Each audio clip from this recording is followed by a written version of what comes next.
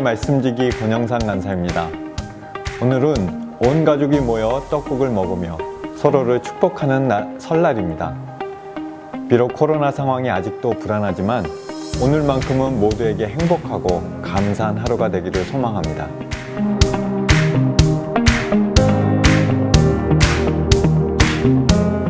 여러분은 각각 설날에 대한 소중한 추억들이 있을 것입니다. 저에게도 설날은 저절로 미소가 번지는 추억이 가득합니다.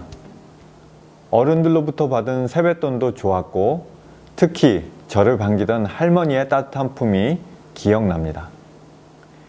이스라엘도 한때는 하나님과 이렇게 반가운 만남을 누렸던 때가 있었습니다. 특히 10절은 아무것도 없는 광야에서 이스라엘이 처음으로 하나님을 경험한 출애굽 때를 생각나게 합니다.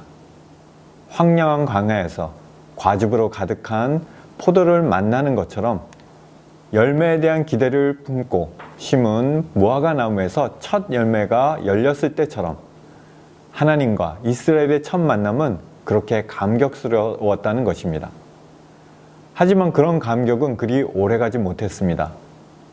10절에 바알브올은 부올산의 신이라는 뜻으로 민수기 25장 1절에서 5절의 사건을 배경으로 합니다. 오래전 이스라엘 백성은 가나안 땅을 앞에 둔 채 모압 여자들의 꿰매 넘어가 바알브올을 섬기는 제사에 참여하는 죄를 범했습니다. 안타깝게도 이스라엘 나라의 죄는 시간이 흐를수록 고쳐지기보다는 더욱 악화되었습니다. 여러분, 에브라임에 대해 사용한 11절의 영광과 13절의 아름다운 곳이라는 표현에 주목하기 바랍니다. 그만큼 에브라임은 이스라엘 12지파 중에서도 가장 영광스럽고 아름다운 위치에 있었습니다.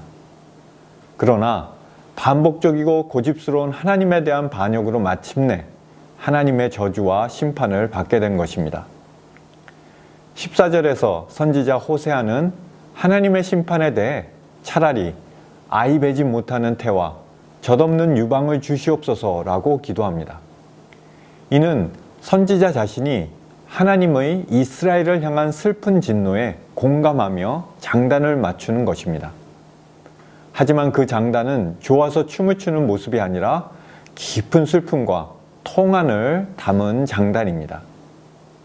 더 이상 희망이 없어 하나님의 심판을 피할 수 없을 정도로 망가진 자신의 조국을 향한 호세아 선지자의 애끓는 마음을 엿볼 수 있습니다. 사랑하는 여러분, 우리는 본문에서 두 가지 사실을 배우게 됩니다. 첫째, 하나님은 처절하고 고통스러운 심판을 통해서라도 그 백성을 돌이키기를 원하십니다. 우리가 보통 하나님의 심판에 대해 생각할 때 그것은 그저 우리와의 관계를 완전히 끊어내는 냉혹하고 무정한 징계 정도로만 생각합니다. 하지만 정말 그것이 하나님의 의도라면 굳이 그 내용이 성경에 이렇게 절절하게 기록될 이유가 없습니다. 하나님은 이런 충격적인 소식을 접하게 해서라도 이스라엘이 돌아서기를 원하십니다.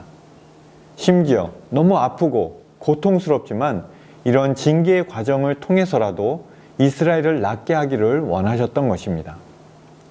마치 환자가 치유되는 유일한 길이 수술이라면 의사는 수술칼로 환자의 배에 커다란 상처를 내야 하는 것처럼 말입니다.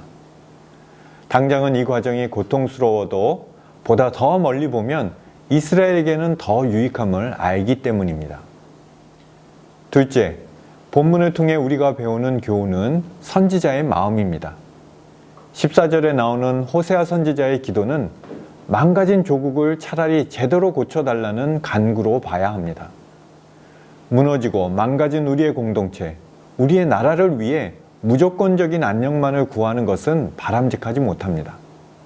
하나님의 역사하심을 바라보며 하나님의 의도에 맞는 기도에 함께 동참하는 자세가 필요합니다.